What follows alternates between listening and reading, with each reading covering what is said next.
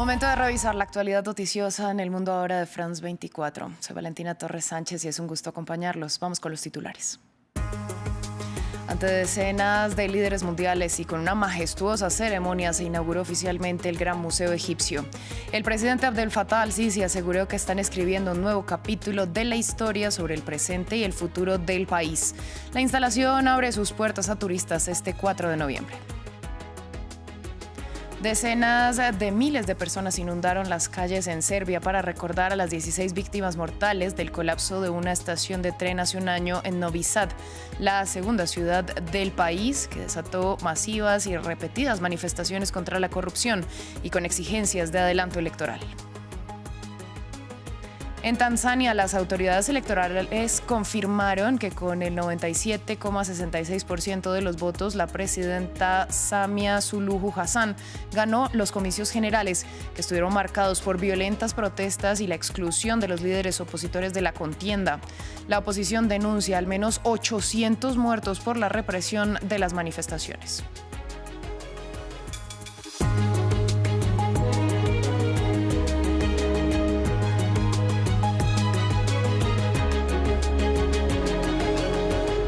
Damos inicio en El Cairo, donde una imponente ceremonia marcó la inauguración oficial del Gran Museo Egipcio. Ante decenas de líderes mundiales, el presidente Abdel Fattah al-Sisi se pronunció durante el evento, que fue seguido en pantallas gigantes en todo el país.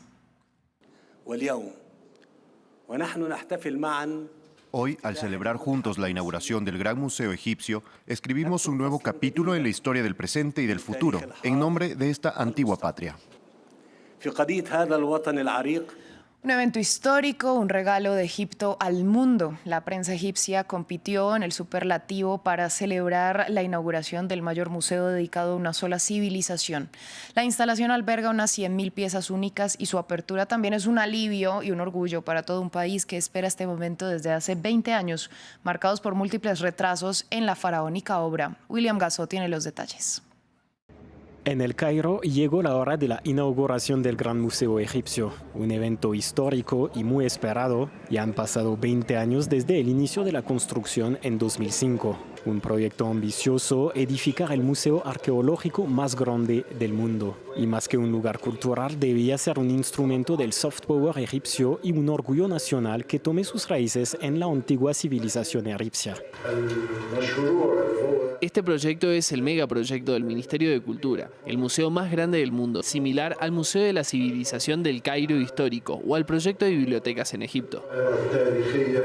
Prevista inicialmente en 2012, la inauguración del museo fue aplazada varias veces. Sobrecostos generaron retrasos, al igual que la inestabilidad política en la región. En 2011, la primavera árabe sacude a Egipto. El país entra en un largo periodo de transición y luego de una consolidación del poder del presidente Abdel Fattah al-Sisi. La edificación volvió a ser una prioridad, pero llegó la pandemia de COVID-19. Tenemos una misión y un objetivo claro, que son completar los aspectos técnicos y arqueológicos del proyecto. No hay duda de que el COVID-19 ha tenido un impacto, ha afectado al número de trabajadores y al número de especialistas extranjeros en la obra. La apertura oficial prevista el pasado 3 de julio fue aplazada otra vez a causa de los bombardeos israelíes contra Irán, un último contratiempo para el proyecto cultural más importante del país árabe y un costo faraónico, más de $1.000 millones.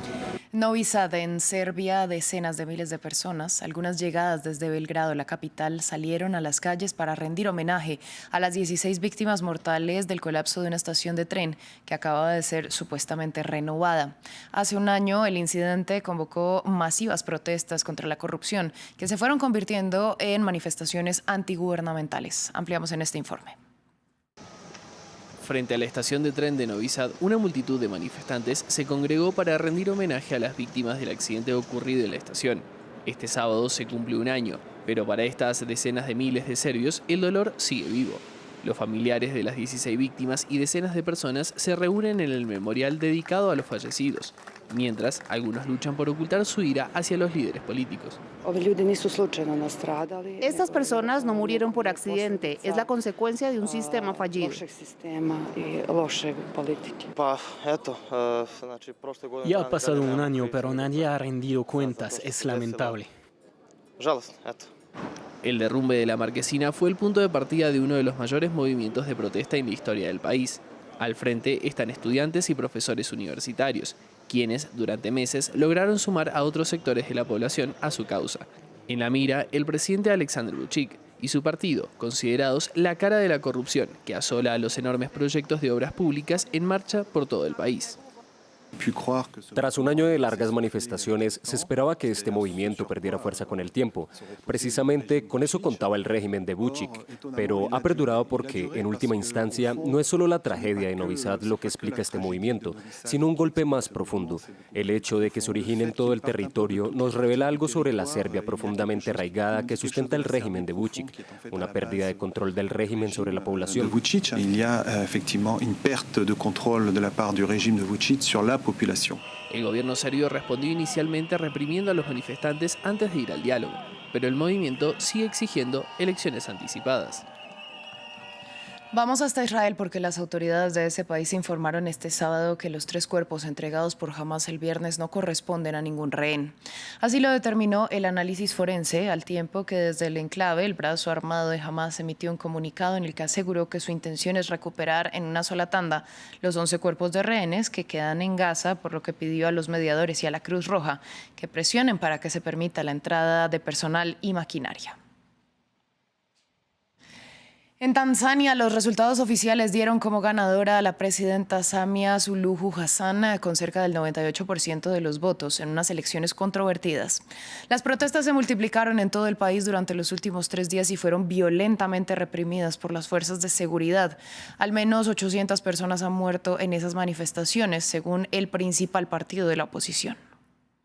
Estos manifestantes atacan el edificio oficial de la Autoridad de Comunicaciones en Dar es Salaam. Desde hace varios días, el gobierno ha bloqueado el acceso a Internet. Según los resultados definitivos anunciados este sábado, la presidenta saliente de Tanzania, Samia Suluhu Hassan, ha sido reelegida para un segundo mandato con más del 97% de los votos. Las protestas contra el gobierno se han extendido por todo el país. Desde el miércoles han sido reprimidas con extrema violencia. La policía responde a las protestas con gases lacrimógenos y disparando con balas reales. Pedimos que actúe con moderación y garantice el derecho a manifestarse en Tanzania. La oposición denuncia un fraude masivo y habla de un balance de más de 800 muertos, una afirmación refutada por el gobierno. No se ha constatado ningún uso excesivo de la fuerza. No hay duda de que nuestro país no recurrirá al uso excesivo de la fuerza contra sus propios ciudadanos. Tanzania se sumió en la violencia el miércoles, día de las elecciones presidenciales y legislativas, 2 comicios que se celebraron sin oposición, ya que los 2 principales adversarios de la jefa de Estado fueron encarcelados y descalificados. Samia Suluhu Hassan, de 65 años, llegó al poder en Tanzania en 2021 tras la muerte de su predecesor. En los últimos meses ha sido acusada de reprimir a sus opositores, recurriendo a ejecuciones extrajudiciales y detenciones arbitrarias. Su partido, el CCM, domina la vida política tanzana desde la independencia del país en 1961. Nos vamos hasta Cuba porque continúan las repercusiones luego de que la Fiscalía General de la isla informara el viernes que había imputado al exministro de Economía y Planificación y ex viceprimer ministro Alejandro Gil por los delitos de espionaje, malversación, falsificación de documentos, evasión fiscal, tráfico de influencias y lavado de activos, entre otros. Gil, el mayor alto cargo destituido por corrupción en Cuba en décadas, había sido despedido en febrero de 2024. Nuestro corresponsal Luis Muñoz nos amplía desde La Habana. Es uno de los casos judiciales de más repercusión en Cuba en los últimos años y este viernes a última hora la Fiscalía General de la Nación anunció la imputación por una decena de delitos de Alejandro Gil. Destacan el lavado de activos o el espionaje. Este último, por ejemplo, según el Código Penal cubano, puede acarrear penas de entre 10 años e incluso hasta la pena de muerte. Alejandro Gil fue durante casi 6 años ministro de Economía y durante cerca de 4 años también ejerció como viceprimer ministro. Era uno de los hombres de confianza de Miguel Díaz-Canel. Sin embargo, en febrero de 2024 fue destituido y un mes más tarde, en marzo, el partido emitió un comunicado en el que aseguró que había cometido graves errores en su gestión.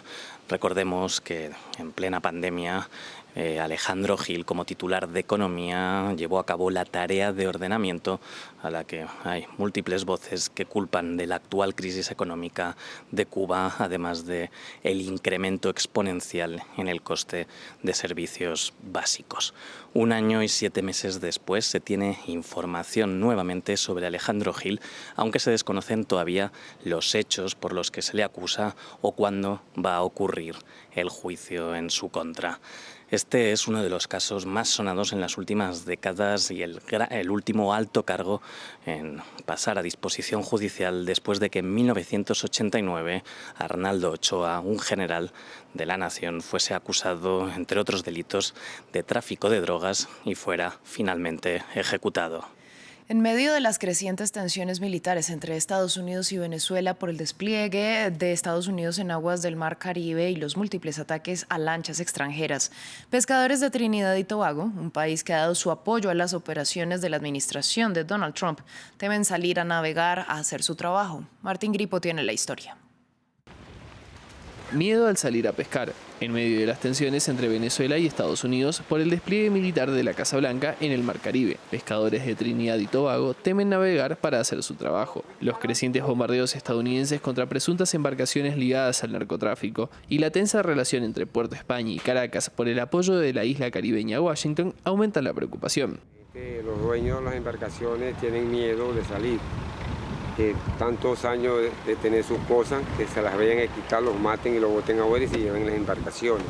La relación entre Venezuela y su vecino anglófono se tensó en las últimas semanas. La recepción de un barco militar estadounidense y el apoyo de Trinidad y Tobago a la denominada guerra contra el narcotráfico que declaró el presidente Donald Trump son considerados por el gobierno de Nicolás Maduro como una provocación. Las aguas cercanas a la isla están dentro de la ruta de tránsito ilícito, por donde Washington sostiene que hay tráfico de drogas, armas y personas. Desde el gobierno trinitense sostuvieron que la Casa Blanca debe matar a todas las personas dedicadas a estas actividades ilegales, lo que aumenta la preocupación de los pescadores.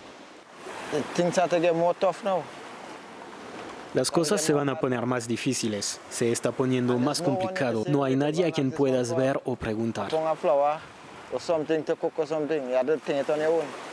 Pero yo nada más que yo pesco por aquí nada más, por la orilla. No salimos para allá, para Venezuela y eso, nada de eso. Desde el inicio de las operaciones estadounidenses, las fuerzas de ese país realizaron unos 16 bombardeos contra embarcaciones, matando a más de 60 personas en el Caribe y en el Pacífico, entre ellas 2 trinitenses, según los registros oficiales. En Francia, otras 2 personas fueron imputadas este sábado en relación con el robo del pasado 19 de octubre en el Museo del Louvre. Una de ellas por su presunta participación directa y la otra por complicidad, lo que eleva a 4 el número de procesados por este hurto, cuando aún no se ha podido recuperar ninguna de las piezas sustraídas. La Fiscalía de París indicó en un comunicado que las investigaciones prosiguen y que ambos inculpados se encuentran en prisión preventiva. En Marruecos, miles de personas celebraron el voto del Consejo de Seguridad de la ONU que, con el apoyo de Estados Unidos y la abstención de China y Rusia, aprobó una resolución que respalda la reivindicación marroquí del Sahara Occidental, un pilar clave de las relaciones internacionales de Rabat. La validación del Plan de Autonomía marroquí, de facto ya reconocido por sus aliados europeos, supone un antes y un después en el estatus sobre esta excolonia española disputada con el Frente Polisario, apoyado por Argelia. Una victoria diplomática de Marruecos en la ONU, celebrada en las calles de Rabat, la capital.